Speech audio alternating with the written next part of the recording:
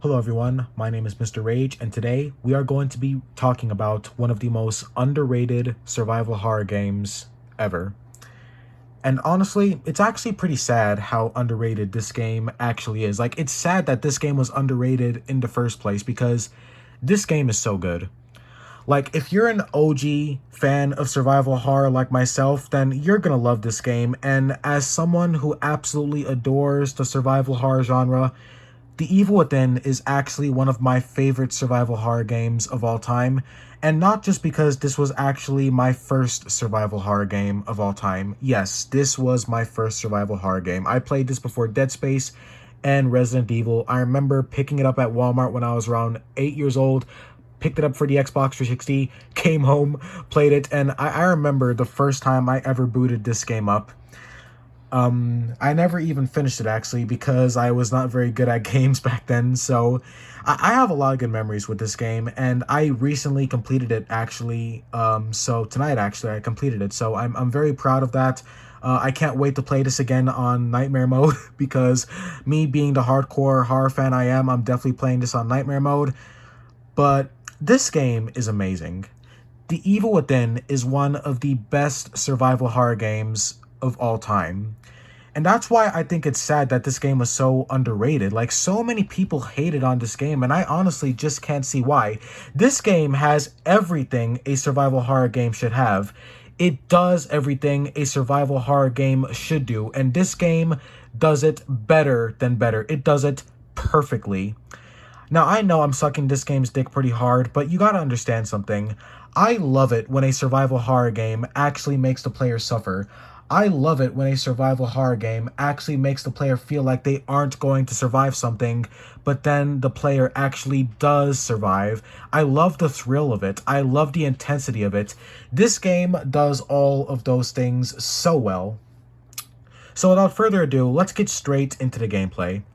Now, like a lot of other survival horror games, or I guess you could say all survival horror games, The Evil Within's gameplay basically has you scrounging for resources like ammo, medkits, except for there's no medkits in this game. You use syringes, although there are two different types of healing items in this game. You have syringes, which will restore a moderate amount of health, and then you have a medical kit, like an actual medical kit, like the one from Resident Evil, that will actually fully restore your health. Although this will make your character a little dizzy for a while. And you'll also be scrounging for, of course, bullets, ammunition for your guns. There's also grenades in the game as well. And the cool part about it is these are not like your old stereotypical grenades. They're actually old grenades. I mean that literally. They're literally old, like World War II grenades that you could find around the environment. So the resource management in this game is pretty good. You know, it's your typical survival horror resource management, but I like how there's different things you could find. The game also has some fairly good crafting. Although you can't really craft bullets for your weapons, you can craft basically bolts, agony bolts for the agony crossbow. Because you do have a crossbow, and it's not a normal crossbow. This thing literally has spears, as well as explosive spears, and even a freaking ice spear that can actually freeze your enemies. We'll talk more about that. We'll talk about more about the weapons in a minute. But yeah, for the most part, the Evil Within's resource management is fairly typical of your standard survival horror game. You've got yourself looking for medical kits, bullets for your guns. So yeah, resource management, it's pretty good. Now, the second thing I want to actually talk about is the game's upgrade system. This is something that not a lot of other survival horror games have. I mean, yes, Resident Evil Village has one, but that is only for your weapons. In The Evil Within, your character actually starts off pretty weak. And, you know, at the beginning of the game, like I just said, your character is extremely weak. Your character has not a lot of health. You can't run for very long. You could also punch in this game as well. And this is something I love because a lot of survival horror games don't even really give you the option to hit, you know, like punch basically. So like you actually could punch in this game. Like you could actually full on just punch your enemies in the face in this game. But everything you do in the game is it's pretty weak. Your weapon is weak, your character is weak. Everything you do in this game is not going to be very effective against the enemies. The game also does have some good stealth mechanics as well. You could hide under beds, you could hide in lockers. You could also sneak past enemies or sneak up on enemies, your choice. And I also like how you could throw bottles. I love when horror games or survival horror games do this because this allows for some more tactile play as well. So you could throw bottles, you could sneak up on enemies, and I would recommend you do this at the start of the game because, like I said, everything you do is extremely weak. You run very slowly and you can't run for long. Your punches barely do anything to your enemies, it just stuns them. Even your guns are weak. But the game's upgrading system is actually pretty damn good.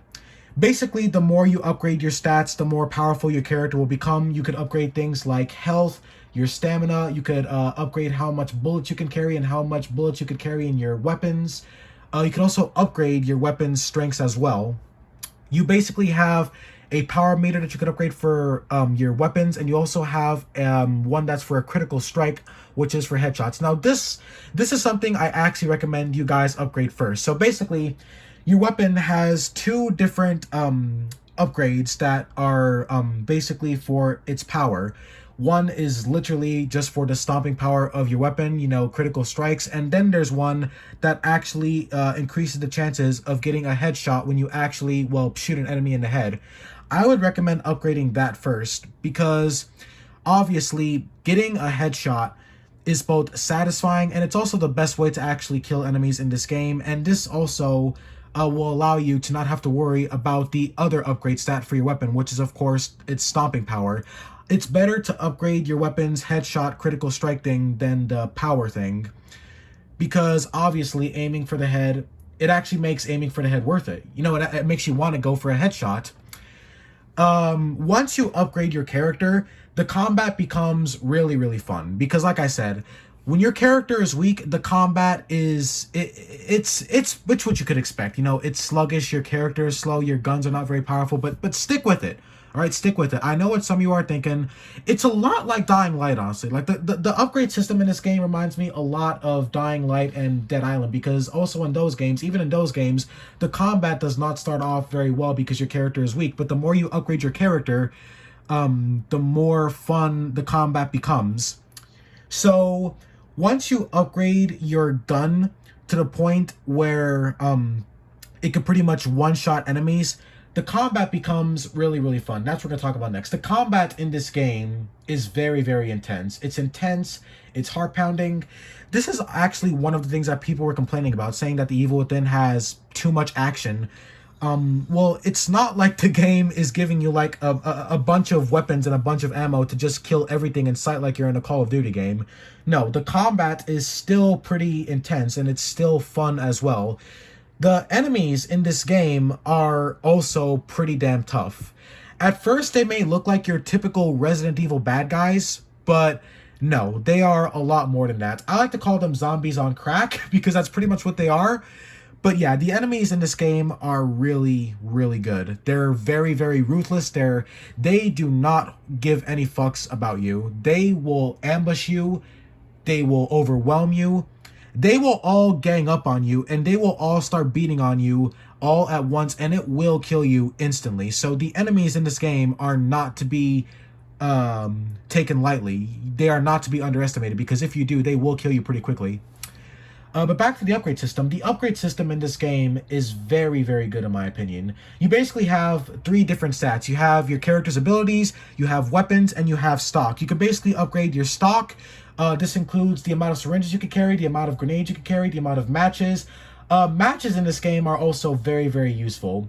Basically, every time you actually manage to knock an enemy down, you could basically set them on fire. And if other enemies are next to the one that you just set on fire, then you could actually set all of them on fire, or any enemies that are actually right next to the guy on the floor that you literally just set on fire. So the matches in this game are extremely important. It's actually very tactile because if you could shoot an enemy down while his buddies are next to him, and you could pretty much burn all of them if you could actually manage to burn the guy who's on the floor. So matches are very, very important. But yeah, you can upgrade the amount of matches you carry, syringes, bullets, med kits, grenades. And in terms of abilities, you can upgrade your character's health, his stamina. You can also upgrade how much health you get back from a syringe every time you use one. So the upgrading system in this game is very, very good. The only complaint I have is honestly the stamina. I really don't think they should have locked stamina behind an upgrade wall, but everything other besides that is pretty good. I mean, like I said, once you upgrade your gun, whether it be the revolver or your shotgun, you could pretty much one-shot everything in the game. And this is when the combat becomes really fun. This is when the combat stops becoming sluggish, because once you make your gun more powerful and also increase its accuracy, and you start getting those headshots, the combat becomes a lot of fun. Like, there are moments in this game where you'll be fighting like a ton of these crack zombies, and you'll just be taking them all out with headshots, and it feels so good. I would recommend upgrading the revolver's critical strikes first. That's basically what they're called, critical strikes, the critical headshot strike. And like I said earlier, upgrade that before its stomping power. Don't even worry about the stomping power, honestly. I mean, if you have enough upgrade points, go ahead. But I really recommend you guys upgrade your critical strikes first, because critical strikes basically allow your gun to instantly get a headshot, and this makes the combat so satisfying.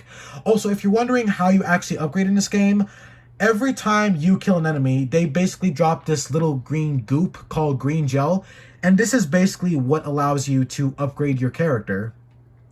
But yeah, as I said, once you upgrade your gun, the combat becomes very, very fun. Like I said, there's moments where you'll be facing like a horde of these things, and you're just killing them all instantly with headshots. And the combat also awards the player for using tactics.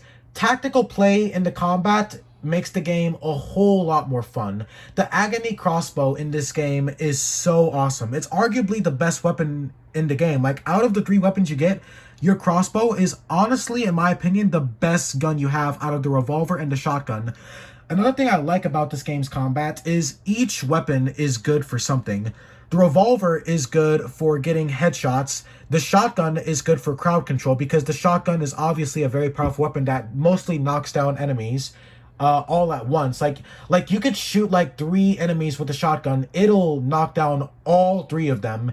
And the Agony crossbow is more like the tactile weapon. There's basically different bolts you use. You have one bolt that's basically a spear, and yes, it is an insta-kill. Then you have a freeze bolt. You have one that basically stuns the enemy.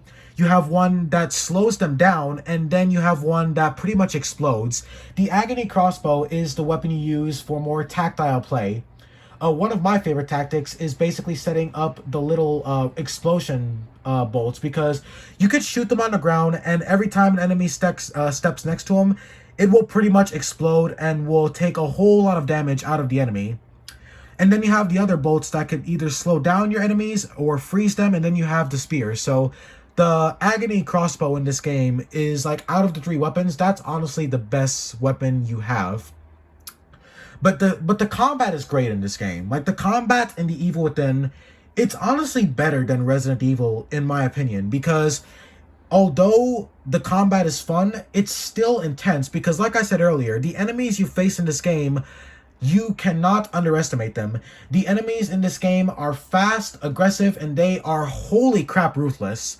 Like I said earlier, they will quickly overwhelm you if you let them. If you don't keep them at bay, they will overwhelm you. Once one grabs you and the other starts hitting you after the other has already done their little grab attack, you will die pretty quickly. And that's what makes the combat so intense, because as the player, you know that you are effectively surviving against something that could easily kill you. And that's one of the thrills that comes from The Evil Within's combat, because the enemies in this game are actually really, really dangerous. They're not just zombies. The best thing I could compare them to is, you ever watch that movie The Crazies by George A. Romero? That's honestly the best I could compare them to, because like I said earlier, these are not zombies. Like, the enemies in this game are not zombies. They are ruthless, they are savage, and they will overwhelm you quickly. But yeah, the combat in this game, it's honestly fantastic. I know that it's going to be sluggish at first, but like I said earlier, upgrade your gun first. Upgrade your revolver first. That is the first gun you should upgrade. Upgrade its critical strikes and its accuracy, and then put some extra points into the shotgun as well.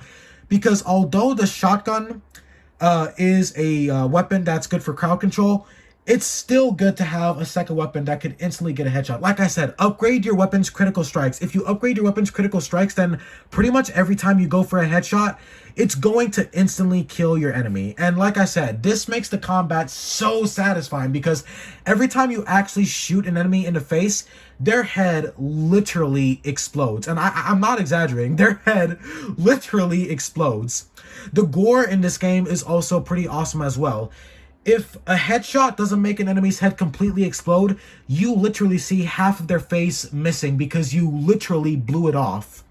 This makes the combat both gruesome, brutal, and so satisfying. And like I said earlier, playing the game tactically is a lot better than playing it guns blazing, because although you could play the game guns blazing, it's much better to play it tactically. And the more tactically you play it, the more satisfying it is when you see that playing tactically actually rewards the player, because when you play tactically, it allows you to take out enemies a lot more quicker, a lot more effectively. And this is what makes the Evil Within's combat so good, because it actually gives the player a lot of choices. Because you could play this game guns blazing. Like, once you upgrade your weapons, you could pretty much one-shot everything in the game.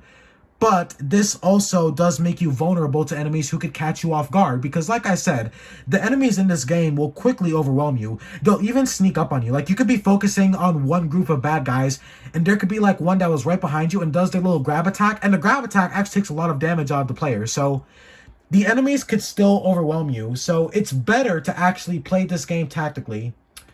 But yeah, the combat in The Evil Within, it is absolutely amazing. It is satisfying. It is intense.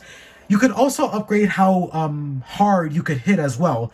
Let me tell you, once you actually upgrade your character's punch attack, you could actually even kill enemies just by punching them. So this makes the combat fun. It makes it fun, it makes it intense, and I like how it doesn't make it too easy as well, because like I said earlier, the enemies in this game could still quickly overwhelm you, even though you make your guns powerful. No matter how powerful you make your guns, it's still intense.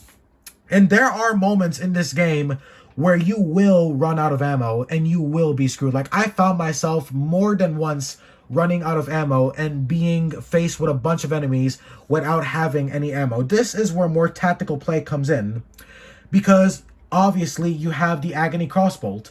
You could use that to maybe flashlight your, or like stun your enemies, or maybe freeze one while you try and make a quick getaway. And there are moments in this game where you do not have to kill everything, and some of these moments is actually a requirement. Like, it's actually required that you don't kill everything at some points in this game, or else you will run out of ammo. Thankfully, when you kill enemies, they do drop ammo sometimes, so the game is a little fair with ammo, but never to the point where it's too easy. Because like I said, there are moments in this game where you will run out of ammo if you try and kill too many enemies. Because don't forget, you also have the ability to try and sneak kill enemies, as well as playing more tactically. And I'm going to say this right now, you have to play this game tactically. You cannot play this game like an idiot. The combat will reward you for playing it tactically and playing it smart and actually using your brain. Never go in guns blazing, because even if your gun is strong enough, eventually you're going to run out of ammo. And there are plenty of moments in this game where you are facing hordes of enemies. Like, there are some more tame moments where you only face like one or two threats, but the action sequences in this game, I guess you could call them, you face literally more than 5 enemies. Like, you are facing hordes of enemies in this game. So always play more tactically. The game will reward you for doing that. So, besides the combat, you also have some fairly decent enemy variety as well. You've basically got the crackhead zombies. At one point in the game, you face these more grotesque zombies. They have like 2 faces, and they obviously take a lot more damage. But like I said, once you upgrade your weapon, you could still pretty much take out everything within 1 or 2 shots. Fairly simple. I haven't played this game on Nightmare mode yet, so I'm sure the enemies take a lot more damage, but the upgrading system in this game is honestly so good. Like, the fact that your character starts off so weak and then you could eventually turn him into a badass that could pretty much one-shot everything in the game, it proves how good the upgrade system in this game is. Like, usually the sound of an upgrade system being in a game, basically an RPG survival horror game, it doesn't sound too good on paper, but The Evil Within executes it wonderfully. So, yeah, the upgrade system in the game, the enemy variety is, I mean, it's okay, I guess. I guess the only other enemy variety you have is there are basically fatter versions of the more zombie enemies, like the zombie enemies. They take a lot more damage, but this is why I told you guys to upgrade your weapon's critical strike, because even the fat zombies, like even if you aim for their head, if your gun is upgraded enough, it's going to instantly take them out if you actually put time into upgrading its critical strikes. I mean, upgrade everything. Like, upgrade the important stuff first. Your character's health, critical strikes, inventory, because obviously being able to carry more inventory is also a huge requirement. But the upgrading system in this game, it's amazing. The combat is amazing. The enemy variety, it's okay. It's okay. The enemies in this game also at some point use guns. They will use guns, they will use dynamite, and they will throw that shit at you. Like seriously, they will throw that shit at you. The enemies in this game, like I said, are not to be taken lightly, because they will overwhelm you. And there's honestly some fairly difficult segments with the enemies in this game as well. Like there are segments in this game where you will be overwhelmed despite your guns being fully upgraded. Like even like I have my revolver in this game. I have its critical strikes and even its accuracy fully upgraded, and I still got overwhelmed in these segments because, well, that's basically what the enemies do. They will overwhelm you because in these segments, you've got enemies who are attacking you on ground, and then there's enemies on higher ground who are using sniper rifles and throwing dynamite at you. So, yeah, this game has a whole lot of difficult segments. You will die a lot in this game. This game honestly pushed me to my absolute limits because there are some very, very difficult segments in this game. Like I said, you're gonna die a lot. This is a very, very challenging survival horror game, but that's kind of the point though. I mean, everything this game does, it just makes the experience better because obviously a survival horror game is not supposed to be very easy. So the fact that enemies actually also use tactics against you, like having one guy with a sniper rifle on top and another throwing bombs at you while you're being attacked on ground, I love how the enemies also use tactics. It makes these segments so difficult, but so satisfying when you actually overcome and finally beat them. So, yeah, enemy variety and the enemies in the game in general, they're pretty good. Next thing I want to talk about are traps. Now, another reason why The Evil Within is such a good survival horror game is because it is not just the enemies that are trying to kill you. Pretty much everything in this game is trying to kill you. But the cool part about the trap thing is you could actually use traps to your advantage. Say for once, there's a bear trap in some levels. If you could actually lead an enemy into a bear trap, you could actually burn him instantly, which will, obviously instantly kill him. There's also bomb traps that will basically explode if you stay next to them for too long. If you could lead an enemy into there, you could obviously blow them up. One of my favorite tactics in the game is getting an enemy to go close to a bomb. I use my crossbow to freeze him, and then the bomb just takes care of the rest for me, and he just explodes. So I like how the traps in this game could actually be used to your advantage. It makes the game even better than it already is because while the traps are also there to kill you, I like how you could take something that was supposed to kill you or injure you and actually use it to your advantage. Then there are also jigsaw traps, basically. Throughout some of the levels in this game, there are traps that could pretty much instantly kill you. Now, this is one thing that kind of frustrates me. You do not know if these traps are even there. The only way you find out they're there in the first place is when they have already killed you. This definitely was kind of frustrating, although it definitely did hype up the tension.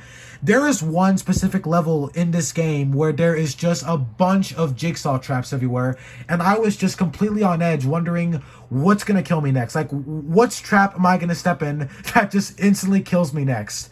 So the jigsaw traps definitely increase the tension. I can understand why this could frustrate some gamers. It definitely frustrated me in some aspects, especially when I didn't get a checkpoint.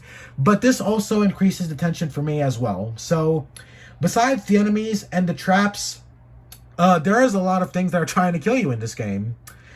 There are also a lot of other spookier segments as well. There's one segment in this game where you're inside of a dark, spooky mansion, very reminiscent of the Spencer Mansion from Resident Evil. And basically, the main antagonist, who was like a ghost kind of like antagonist, basically starts following you around the mansion, and he could insta-kill you. Oh, by the way, one thing I forgot to mention. Besides using traps to your advantage, you could also disable traps and use them to craft bolts for your crossbow. I love how much choices this game gives you. It makes the gameplay feel so much more less restrictive, because a lot of survival horror games are restrictive, and the Evil Within is not one of those games. This is not a game that really restricts you. This is a game that actually gives you a lot of choices, whether it be for the combat, the upgrading system, the traps, and how you actually react to them and what you do for them. Because like I said, you can either use traps to your advantage by using them against your enemies, or you can disable them to make agony crossbolts. Okay, so the next thing I want to talk about is the exploration. Now, the exploration in this game is also pretty good as well. I love how there's no backtracking, and I also love how many fun areas you actually get to explore in this game. Like, you actually want to explore the levels of this game. You've got things like a spooky mansion, you've got a village type area, very reminiscent of RE4, you've got a subway station, you've got like an underground cave, you've got the Beacon Mental Hospital. You've got like a city that looks like it's about to... It basically looks like the apocalypse. So the areas that you explore in this game are also very, very fun. And when you put that with the traps and the fun combat, all those things make the exploration also very well. There's also some collectibles that you could find as well. There's also some... there's like these keys that you could find. We'll talk about that in a minute. The puzzles, there's actually not a lot of puzzles in this game. Although the ones that are in the game, there is a mechanic in this game I really like. Some puzzles in this game could actually kill you. Again, very, very reminiscent of Jigsaw. So the puzzles, when you put the puzzles with the exploration and the intense combat, the puzzles actually work really well in this game because there's not too many of them and there's not too much of them. Throughout the game, there's also kind of like, I guess you could call it like a safe room type thing. There's like these mirrors in the game that you could basically teleport through. This is where you level up your character, and it's also where you could use these keys. There's like these keys inside of these statues that you could find throughout levels, and you could go inside this like little it looks like a hospital room or something, and there's like this weird creepy nurse there, and you could basically use those keys to find things like bullets, ammo, more green gel to upgrade your character, bolts, or grenades, all that good stuff. So this actually gives you this gives the player a reason for exploring as well. Like, you're actually encouraged to explore as well. The next thing to cover about the gameplay pretty much is honestly the boss fights. Now, one thing that I honestly hate about the boss fights is there are some boss fights in this game that charge at you, basically. And even if you run out of the way, they could still hit you. This definitely kind of pisses me off because it makes me wish the game had like a dodge mechanic or something. Because, you know, the fact that the boss fights basically have aimbot, it definitely makes the game a little unnecessarily frustrating. The boss fights in this game are very, very fucking hard. Besides those tough segments that I was telling you about earlier, besides those somewhat tough segments, the boss fights are extremely difficult in this game. The boss fights honestly made me rage quit more than a couple of times. Like, I actually had to take a breather because of some of the boss fights in this game. The boss fights, besides the ones that have an unfair aimbot when they charge at you, the other boss fights are fairly balanced. You've also got one boss fight where it's kind of like on a car, like one of your partners will be like driving. Oh, I forgot to mention, there are some moments in this game where you kind of get like an AI partner that can help you fight enemies. Forgot to mention that, but the boss fights are okay. Besides the extremely difficult ones, like at around the end of the game, there was one boss fight that just broke me, man. Like, it really got me. But yeah, the boss fights, they are pretty damn difficult. So they're definitely worse than the ones in Resident Evil. So these are definitely some of the hardest boss fights in a survival horror game. They're also pretty damn well designed as well. The boss fights are very grotesque. I'm not going to spoil any of them. I'm not going to show you any of them. I'm not going to spoil any of them. Their design is pretty damn good. My favorite has got to be the Laura boss fight. I think we all know what she looks like. But yeah, the boss fights are they're tough. Okay, I'm just gonna say it right now. The boss fights are pretty damn tough. But yeah, that pretty much covers the gameplay side of The Evil Within. Besides the fun combat, I think the only thing I have to complain about is some of those tough segments. Because like I said, there are a whole lot of tough segments in this game. Like, they're not extremely tough. These segments can be more well completed by using more tactile play, although I was too stupid to use those tactics, so maybe that's why these segments were more difficult for me. But yeah, besides these tough segments that will kick your ass, besides the boss fights, The Evil Within is a very solid game, in my opinion. I might actually have to make a part 2 for this review because the video duration is getting a little long. But yeah, I might actually have to make a part 2 for this. If the video ends abruptly, it's because my recording software, so I apologize for that. But yeah, the gameplay of The Evil Within, it is tough. It's very tough. It's tough. Simpletons will fail if they play stupidly. So the gameplay of The Evil Within, it's honestly amazing. It's awesome. The combat is good. Those tough segments, although they're tough, you could get past them, all right? Like, the developers wouldn't have put them in there if, they were incompletable. So those tough segments, although they're tough, it still feels good when you actually beat them or, overcome them. So, yeah. So, if the video does not abruptly end, which would definitely be nice, I would definitely like to keep filming. Let's see if it doesn't end abruptly. Okay, maybe it's not going to end abruptly. I really need better recording software. Okay, so besides the combat, let's talk about the scares. Now, The Evil Within does a great job at combining psychological horror and survival horror. In terms of scares, the scares in this game are very much psychological horror. Like, you're not going to see a lot of disturbing imagery or a lot of jump scares. The scares in this game are a lot more psychological horror based. It's very reminiscent of Silent Hill, Amnesia, or Blooper Team's Observer. It's very it's like disorienting. It like the psychological horror, it's like it messes with the player basically. Like if you ever played Layers of Fear, it's kind of like that. Like there are moments in the game where it'll like kind of mess with you. Like the environment will start changing and shifting around you, and there is some disturbing imagery in the game, not a whole lot of it, but yeah, this game's psychological horror is pretty good. I think my only complaint is some scares are kind of silly. Like, some of the scares in this game are just a little bit silly, in my opinion. But yeah, the scares in The Evil Within, although it's nothing too over the top, the psychological horror in this game, it works pretty well. And I love how it combines it with survival horror as well, too. Because, I'm more of a fan of psychological horror than survival horror. Next thing I want to talk about is the atmosphere and the vibe. The atmosphere of The Evil Within is very, very good. I also like how some boss fights also bring in their own atmosphere. Laura, for example, the Spider Lady, she reminds me a lot of Sadako or The Grudge. It's like her atmosphere is very reminiscent of Sadako.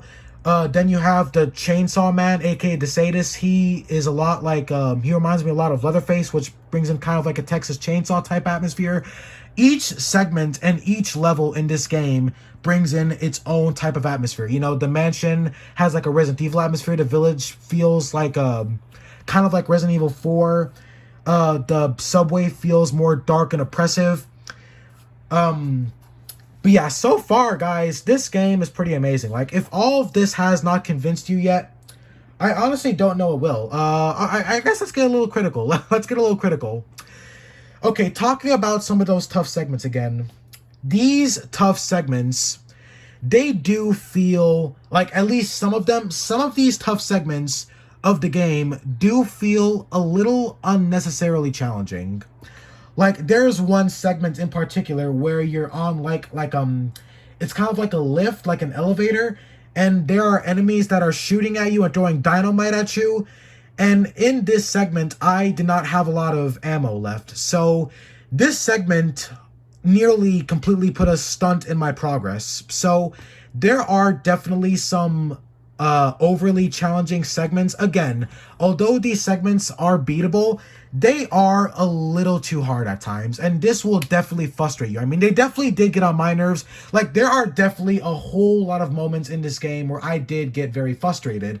There's another segment where, in Chapter 6, where you're basically holding off like a horde of enemies while your partner, Joseph, tries to open up a door, and you're in a tight space, so getting overwhelmed in this area is going to happen. And if you don't have enough ammo, or if you're missing your shots, or if you're low on health, then you're gonna die pretty easily. So there are some overly challenging segments that definitely did piss me off, and they'll most likely piss off a lot of people as well. Again, although they're not incompletable, these segments are definitely kind of annoying. My next criticism with the game, it's definitely the fact that there's no dodge mechanic. A dodge mechanic would have made the game so much more better. Although you could kind of juke your enemies, like, running past them or dodging them by, running away from their attacks, a dodge mechanic definitely would have been appreciated, because like I said, there are some boss fights in this game that basically have aimbot. Like, they'll charge at you and you'll try and run out of the way and they'll still hit you. So it's definitely annoying that there is no dodge mechanic in this game. I mean, Alan Wake had one, Resident Evil 6 had one, I believe. So, I mean, even Dead Space 3 had one. And I believe that game came out during the same time as The Evil Within. So I don't know why there was no dodge mechanic. I mean, yes, although this is a horror game, a dodge mechanic would have been good, because this is also an action game as well. So the fact that there's no dodge mechanic, that definitely makes the game kind of annoying.